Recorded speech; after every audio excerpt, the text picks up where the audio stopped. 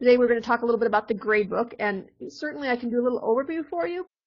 When you first log in, what you're going to get, the first thing is you're going to see here. You're going to see some different information here with tell you things about things you need to do, discussions, assignment notifications, and things like that. But also one of the important things is that you can see over here this to do. And if you're an instructor in a course, what you're going to see is you're going to see a bunch of grading. So you can see here I have all these things that I need to grade.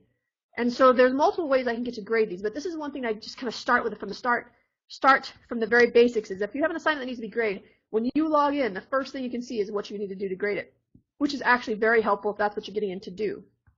So if you jump in, so if you want to do that, you can just jump straight in. This is just starting from, this is how you actually grade. So I'm going to start, it's kind of a backwards, but I'm going to actually start with grading an assignment, and I'm going to start with what's called a speed grader. And this is what the speed grader looks like. So I jumped straight into this by going straight from the home page, from the very, very home page, because this is going into the specific grading assignment that I was going to do. So once again, we can go to the course home, and you can see here's these same things they're talking about. So this is the online web courses training, which you came on to. But you can see that here's the same to-dos right here. Is we can go through here, and we can hit any of these, and it'll go straight into that the speed grader. Now, this is the most direct way to get into the speed grader. There's other ways to get in the speed grader as well, but this is the most direct way. You can see that I can see all the people that are in the course here, and I can see whether they've turned anything in. You can see that Maria is the only person that's turned this in. Nobody else has submitted anything. You can tell by that. Once I grade this, if I just say, okay, she's done a good job, I can give her a 5 out of 5, and then I can add a comment. What's really cool about this adding a comment thing is that I can add a comment that's a text comment. I can add a file. I can also add a media comment. I also can just swing through the class here and just swing through and check other people's if they have a bunch, so I can just go student by student. I also can make this so that I can actually go in and I can decide that I want to hide their names. So if I'm trying to do the kind of grading where I don't want to know who's submitting the assignment, I can actually hide the student names. If I do that, you're going to see that now I have student 19, student 18. I don't know who they are, so I don't have any indication of who those students are. So I can do that by just changing settings. I can also have them sort the students by the date they submitted assignments, by their submission status, or by their name, which is the way they're currently set. So that's kind of handy. And like I said, this is just for the speed graded part. So this is after you've had an assignment and the students are starting to turn it in. This one is an online discussion. So you can see here, this is her discussion topic. This is her post of the discussion, but I can also see her full discussion. I can also see the full discussion. So if there was a lot of student work here, then I would be able to see all of this and all of the student work. So I'd be able to see her piece of it within the whole discussion, should I so choose. Or if I just want to grade just her discussions posts by themselves, I can do that as well by not doing that, by just doing it inside of the actual, or just doing it with just her posts. So with that full discussion, would that include other people or just all of her posts? It will include all other people. The one for her will just include her stuff. So if she had more than one post, they would show all of them. The full discussion, they're just only hers. She's only the one posted here, so this is not a very good example. But yes. So that was a quick overview of the speed grader. I'm going to show you some more about the speed grader, and I'm going to show you because what I want to be able to show you is I want to be able to show you a discussion where they uploaded an assignment, a document, so that you can see how that's graded. Is got anything in here at all? It's not promising. Oh, there was something. So if I go, this is the gradebook. If I go in here, I can say speed grader again. Then I can actually choose speed grader, and we'll see if anybody has. This one doesn't have anything, but this one has a rubric attached. So this is actually kind of helpful. What happens here is that I can attach a rubric to an assignment, and then all I have to do is click on things to give them grades, which is also really cool. So what we have here is they've turned in their assignment right here, and then you can see the rubric right here. So I've attached this rubric, and I can show you how to do that if you're interested in learning about rubrics. But I can attach the rubric, and then I can just go through and I can say, okay, I can answer these questions by just clicking on them and going back through and saying the various things, right? And it will automatically update this score for me. So you can see at the very bottom down here that the score changes as I change the points. And then when I'm finished, I can save this and it will automatically update the points. I can also make comments right here and put an additional comment. So if I'm like, oh, this was an excellent job, well done on this, then I can put that, or this is why you got a 1 instead of your specify that you want it, I can add the comments in here as well. This is really handy, and the rubric thing is really, really handy. No You can also kidding. see here, sorry, what? I said no kidding. Yeah. And you can attach a rubric to pretty much any assignment you want. So you can attach it to discussions, you can attach it to anything that they turn in, you can attach it to. You can see that down here I don't currently have the comment button. Remember we have that comment button on the last one I showed you? That's because this course is gone. It doesn't exist anymore. So because, well, it does exist, I'm sorry. It's not active. Students, these are my class from last semester, so that it's not active, so the students I can't actually change this right now because it doesn't want me to do that. So these were the comments I made, though, you can see in the discussion here. So it has a list of comments. Some of the students will also have audio comments as well. I don't know which ones will. There's a media comment right here. You can see this. This is what the students see, and so if I click on this, it just plays. It's an audio comment, so it just plays right inside their window, and they don't have to go anywhere to do that. Once again, you have your rubric. Now, what's also cool about this is a document that the students has uploaded. Okay, and it's a Word document, a docx, which is actually really important because what I can do in this is I can actually comment on this now. So I can click on this and I can comment on specific things. So I could highlight something, and then so it highlights it, and then I could comment on that highlight if I wanted, and put a comment about whatever I wanted here, and all of this would be saved for the students to view at a later date. And so they would be able to go in there, I'd be able to comment on this. I could do audio comments and put in text and strike things out and highlight things and comment on them and all of this so that students really got a good feel for what I was asking them to do. So I could go in and I could say, this is great, but you don't need the brackets around the outside of the web address or whatever else I wanted to say. So it's a really, really cool thing. But so you restrict the file types so that they can only upload certain things. PDFs are always good to be able to upload because then you can just comment all over them and then they get that information. So when you finish this grading, not only did they have a grade, which is up here you can see, but they also have a rubric that tells them exactly how things work, right? So I went through the rubric and I did all this, and they can tell exactly how that worked out. I also have audio or video discussions and typed comments, as well as comments that I can actually do right on the paper. So this really, really helps students to really understand what it is you're looking for when you're grading them for them. So, and if I decide that I really just don't want to do this, I can also just download it any point I want, just by hitting the download button, and it'll download the file, and I can do whatever I used to do before, which was probably downloading it and commenting on Word. So they can always do that if worst case scenario. But this allows you to do it right in the page, and then there's no uploading and downloading that goes on for you or for the student. The student had to upload this to get it in, clearly, but after that they don't have to. They can just view it online. So how does it, once you've got it all finished, do they see it as you're grading it, or do you then put it back out to them some way? I don't think they see it as you grade. I think that eventually when I move on to the next thing, it will save it all. Oh, okay. So if I move on to another student or I move somewhere else, I think it saves it kind of automatically as it goes, but I think ultimately they don't see it until you do it. One good thing that reminds you of this, if I want to grade all of the students, and I don't want this, so as soon as I finish grading this student, the student will see their grade, right? Yeah. Unless I call mute assignment. Now the mute assignment allows me to make it so that no student can see their grade until I unmute the assignment. So they can see that the assignment exists and they can submit things to the assignment, but they cannot actually see their grade, even if theirs was the first graded, until I've graded everyone's. Okay, that's what I wanted to know. Yeah. So that's handy because then you can go through all of them and you don't have students saying, well, I got mine yesterday, and the other one student saying, well, I haven't got mine yet, or whatever you say, but they will be returned back at 5 o'clock on Thursday, and then at 5 o'clock on Thursday, you unmute the assignment and you're good to go, and everybody can see their grades.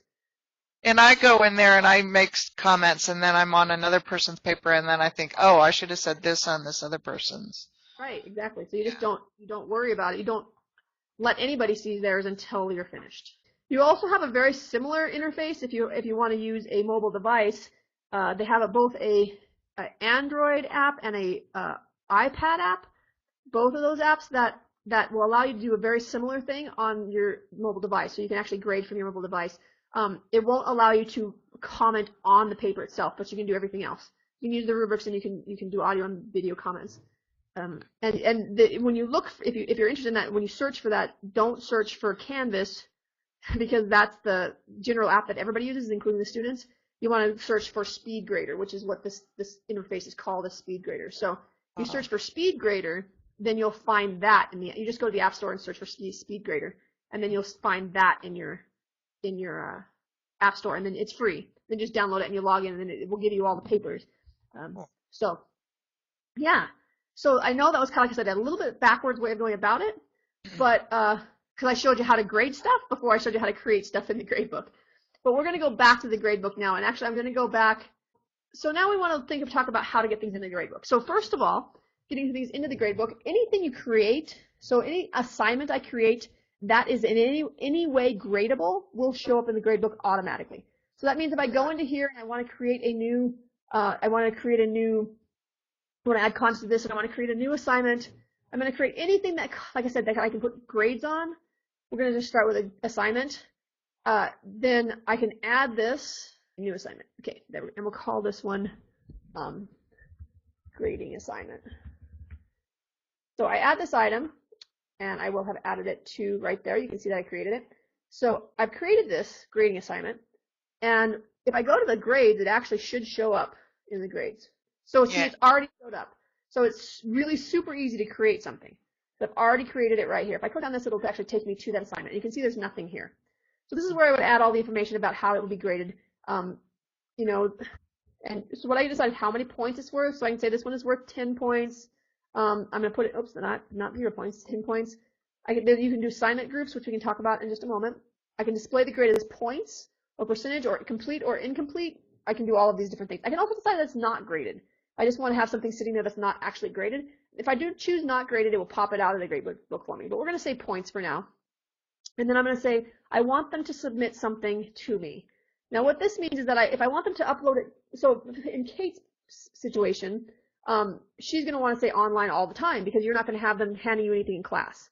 Right. You're just going to have upload stuff. So you're going to say online. If somebody has a non-campus class, they're going to say they may have something that they want to turn into them physically in the room. Then they can choose that, and that still makes a place in the gradebook for them, but the system knows that there won't be anything associated with that, no Dropbox or anything like that for them to submit stuff. And then you can also do an external tool, which is a different way of doing things, and we won't talk about that too much. But for now, we'll just say online. And here's what I can choose. I can decide that they can do a text. I can choose any or all of these. I can say text entry, which means that they have a box, which they can put information in. A website URL, which means that they can put in a website URL and it will show up, it will display for us. Media recording, so remember my box where I could say do audio or video. I can do that. I can allow my students to do that as well, and I can say file upload. So if I say file uploads, this is where I was saying if I wanted to be able to comment on the paper itself, if I restrict it to specific types, then the students can only upload it the right kind so that I can actually grade it. So I could put in here, I could put doc, I could put docx, I could put PDF, and I could put text or something like that. And that would be the kind that they'd be allowed to upload. The way you put this in is you don't put dots and you put commas with no spaces. This is important, apparently. So good. I can restrict that if I'm wanting to do that type of thing.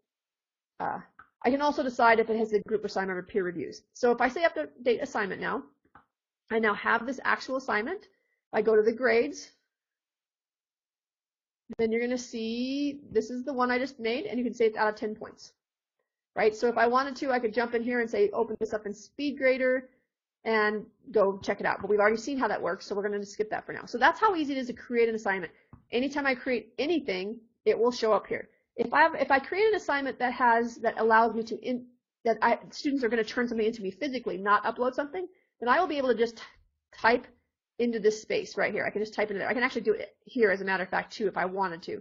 But generally, you would go to this assignment, put it in there. But you could if you wanted to. So you just click, and you can just add anything you want in here at any point you want. I can also, you can see this little box right here. I can also open this and add a comment.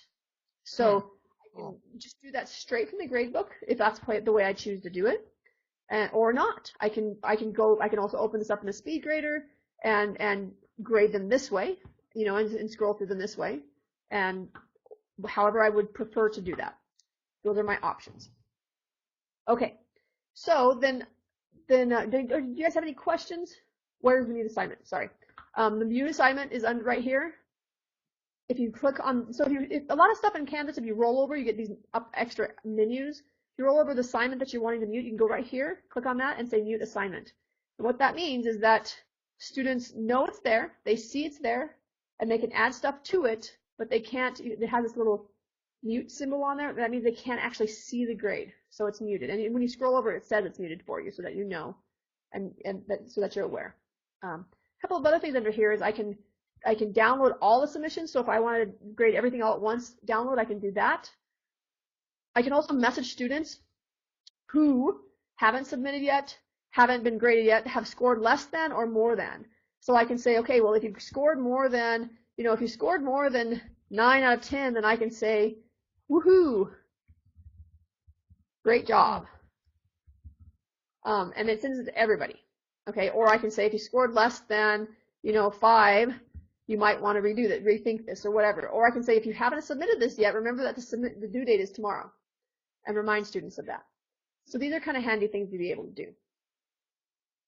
Also from within here, if I click on this little gear, the gear often throughout Canvas gives you additional settings. So if I click on this, I can do all kinds of stuff. So for example, if I have a paper that I have a grade book, well, let's do this. If I have a quiz that has been graded on campus live, and I want to input the grades, but I've got some special things going on, so I want to be able to do some formulas in Excel and then come up with a final grade. I can actually do all this in Excel, and then I can download this so I have all the names, and then I can upload them back from Excel afterwards just by saving it as a CSV. So that's really cool. I can also hide the student names so that you can't in here, so I can't see who they are.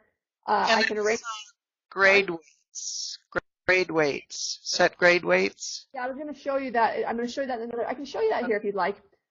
This is how we decide if we can create assignment groups, and I touched that just a second earlier, and decide how much of the final grade it is. So this is a great place for if you want to have assignments that people turn in but don't actually, and you want to grade them, but you don't actually want them to show up in the final grade. I can actually put them in a grading group, or if I want to drop a grade, I can actually drag them into a grading group, change the grading group, assignment group to have 0%. The other thing you can do is you could have everything be worth 10 points. The entire class be worth 10 points. Every assignment, every quiz, every paper, everything is worth 10 points, so it's easy for you to grade and easy for them to figure out what their grade might be. But in the end, it will take them all and it will weight them according to this. So that 20% of their grade, regardless of how many points they got, is going to be exercises and homework. And that's the way this is going to work. And I can weight the final grade based on these groups or not. If I choose I don't want to, I can just click that off and it won't do that. Even if there are assignment groups, it still won't weight them. One word of caution on this. We've had several faculty that, by virtue of the way they set up the class in the past, so they have 1,000 points worth in the class, and then they say that their final is worth 200 points, and their midterm exam, and their exams are worth 100 points, and so forth and so on, and they have that all organized that way. One word of caution is that if you organize it that way and then also weight it so that the final exam is worth 20% of the grade, which is essentially what 200 of 1,000 is, then you will get a double weighting going on. So you probably don't want to necessarily do that. You probably want to either choose one or the other method, is finding everything is the same point value, or you point them all out yourself. That's kind of your own option there. And I can show you how else to do. I'll show you another place to do the points, the weighting, and the assignment groups as well. You can arrange the columns by when they're due, and I can also say that I want to treat all. If I get towards the end of a unit or something, I can say everything that's ungraded is a 0, so that they get 0s. Otherwise, unless there's a grade, it won't count in the final grade unless I say it's a 0. So when I get towards the end and people are, they're not going to get it in time, I can go in and say treat the ungraded as 0. And so that's kind of a quick overview of how this all looks and works. I'm going to go back and show my student names. And then down at the very end here, what you're going to see is stuff that's calculated automatically. So each of these, see how this is gray? And you notice I don't have to see how when I scroll this, I get my little extra thing here. This is not an assignment. This is an assignment group, what we just talked about a little bit. And I'll take you back and show you that a little bit more. These are the assignment groups.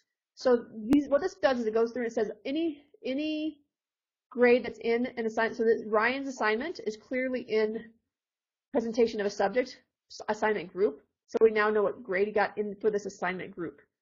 And then also you can go down, it'll go down here and it shows you where what their score for the total is.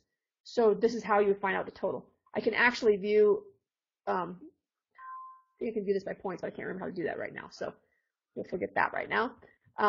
You can view it by percentages or points. So the gradebook is really fantastic for really getting the hang of, or really communicating with your students, because it's so easy to use that it's really simple.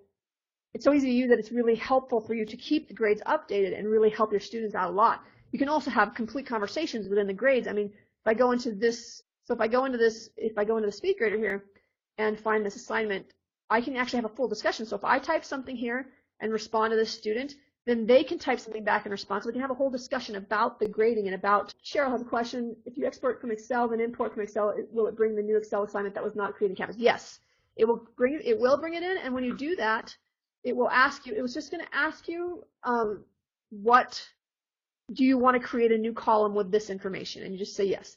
There are a couple of little quirky things that you have to just, not really quirky, but a couple of small things that you have to do, but it is pretty slick. It uploads really easily and really well. I usually, if I'm going to import stuff from Excel, I always export first and then change the values in there and then import it again, so that I know all the stuff that it needs is there, like the assignment codes and stuff like that. But it will create a new assignment for you, and so you can create a whole new column in your Excel sheet and upload it, and it works really well.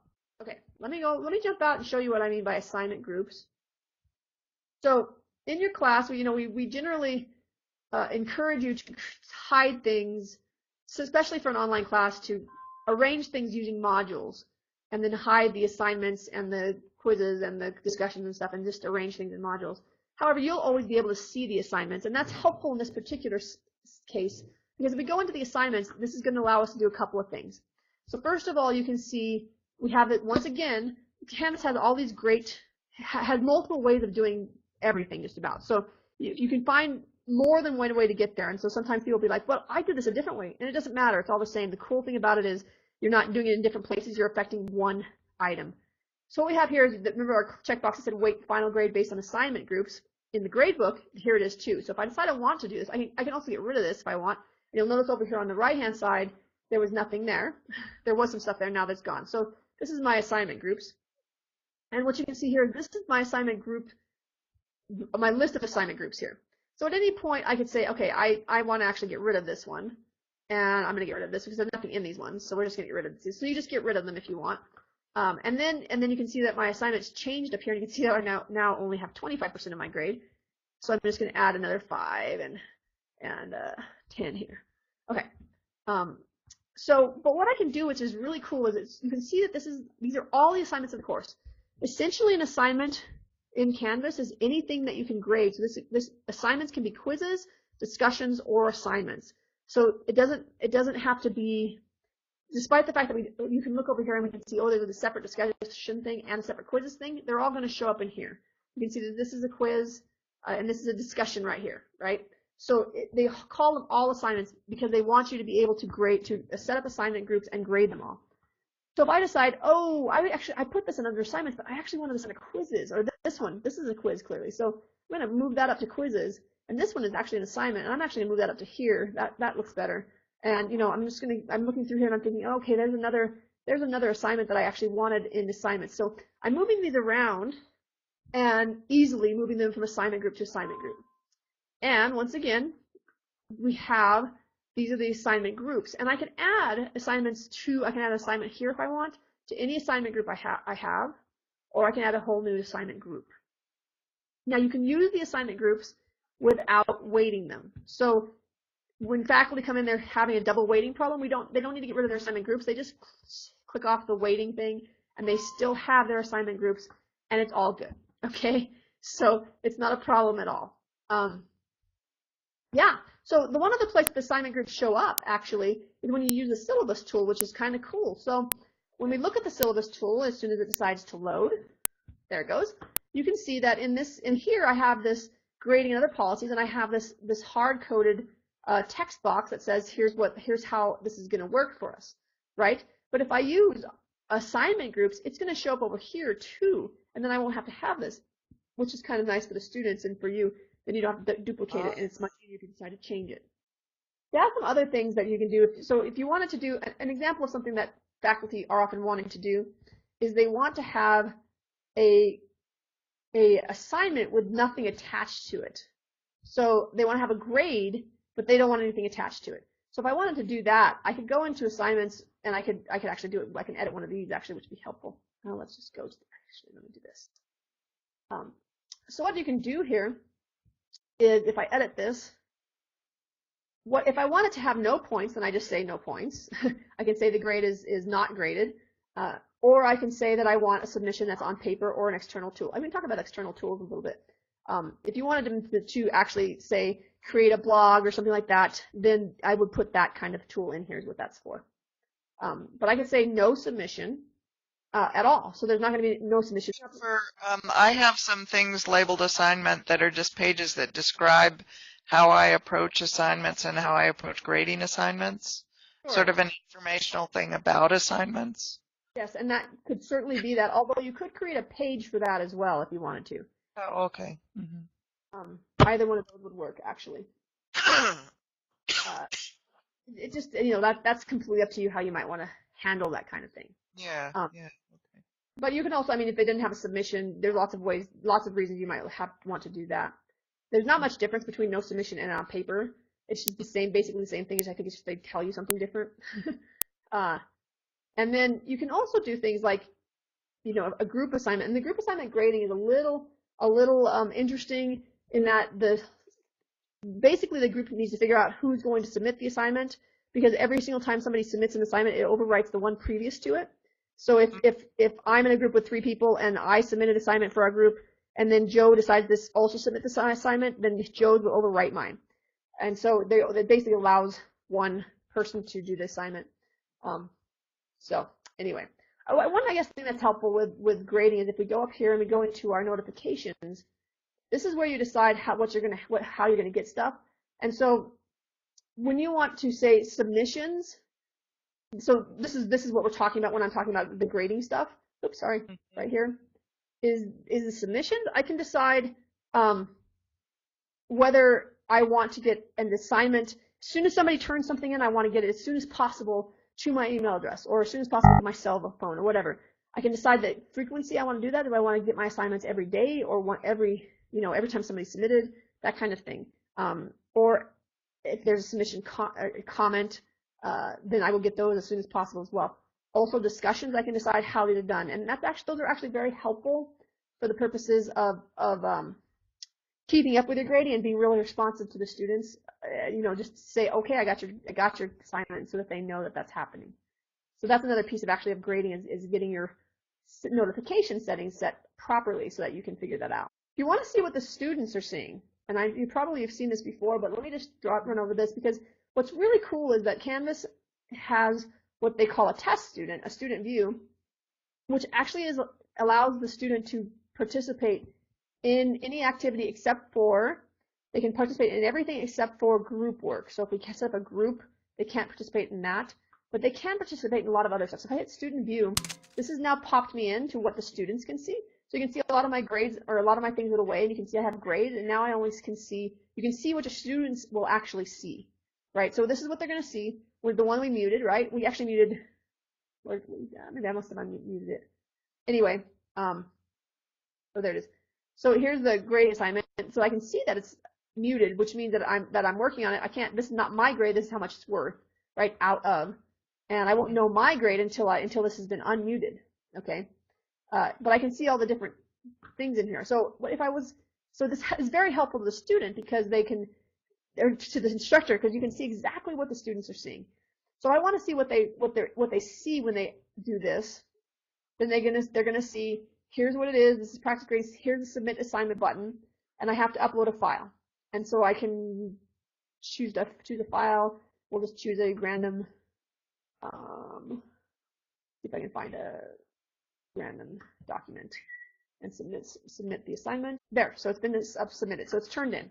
So I can see what the student's experience is here and how it works. So if I leave student view and I go back to the instructor and I go to the home page here, then what you're going to see is, oh look, I have a to-do now, and it's the grading assignment. If I go to the grade, you're also going to see that that has showed up in my grading assignments.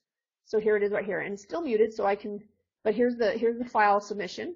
So if I want to grade this, I can go up, actually, if I click on this, I think, I can make a comment right here. So I'm going to just open it in SpeedGrader and figure out what I uploaded. Not much, turns out. And I can say, okay, so here's our grade. We're gonna give it an 8, and then I can say submit. So you can see down here I can say submit comment. I actually don't have one. When I click to the next student, that grade will automatically be saved. I'm going to go up here and unmute the assignment, go back to the course home, hit the settings, student view, and now you're going to see recent feedback. Look, the grading assignment is done. So they got that. So I can get this really good feel for what the student is experiencing, which is really cool and helpful. While I was doing that, I realized that I had talked a little bit about rubrics, but I hadn't actually shown you one. So the rubrics are found under outcomes. If you click on outcomes, you're going to be able to see your you can do outcomes, which are, if you create an outcome, you can use that outcome in every rubric in the course, or you can set up a different rubric for everyone. So say, for example, that grammar is something that I always have in every one of my rubrics. I could set up an outcome. So I could set up an outcome that is grammar, and I can say, okay, is it, I don't know, does it meet standards? We're just going to say that, which is a terrible rubric thing, but we're just going to leave it at that. And we'll hit save. So I now have a outcome that is grammar, because I want that knowledge. Now I can manage my rubrics, and you can see I have a few rubrics here, but we'll just go ahead and add a rubric. So this is a rubric for grading rubric, and here is my default rubric. So I can say, you know, is it graded properly? And I can decide full marks is 5 points, no marks is 0 points. But I can say that's not near enough for me. I usually do 5. So I'm going to go through here and say give a few more. And it automatically does the points, but clearly these aren't quite right. That's 5, that's 3, and this is 2, and this is, you know, so maybe I want 1. So I can edit this and say I want 1 point, and I want this to be beginning, understanding. And this one is, that one is, this doesn't matter. We'll say competent. I don't think it really is. And this is good. And the other is full marks. Okay, so now you see that I have this. And then I've decided, okay, I'm going to add another criterion. And we're going to say references. And I want this to be the same. Building these is kind of clunky, just as an FYI. It's not as straightforward as you might like. So, you know, I usually just go through and copy and paste these, because it's if I'm doing a lot of them, I wait till I'm done and then I copy and paste them, because it's a pain. But once they're set up, they're clunky to set up and they're slow, but once they're done and it's super nice. So it's worth doing these. So I have a couple of these, and I say, oh, I always want to do grammar, so I'm going to go find my outcome. So I grab that, and I say I want to do grammar, and I say import. And I say, yep. So now you can see I have this grammar one, which is already set up. So if I have a few of them that I use all the time, the one thing to keep in mind is I can't change these to meet this particular rubric. So grammar has to be 5 points in everything I use it for. And that's the way it's going to have to work. So you can see that this is now a total points of 15. And I created a rubric. So, and then I'm done with that. And there you go. That's pretty much it. Now, if I attach this rubric, if I want to go into my, let's go into my assignment that I made. See right here, it says add a rubric. One piece of advice, don't say edit first, because you can't ever find this button once you say edit. So what we're going to do is say add a rubric, and we're going to find the rubric. We're going to find our grading rubric. Use this rubric. There it is. This is 15 points, so I probably need to change my points value to 15. Update assignment. Oh. Now, if I go into the speed grader, you'll see now I have a view rubric button. And if I click on that, I can say, okay, is it graded? This is good, not awesome here. I hit save, and now it's graded for me. That makes grading so much easier.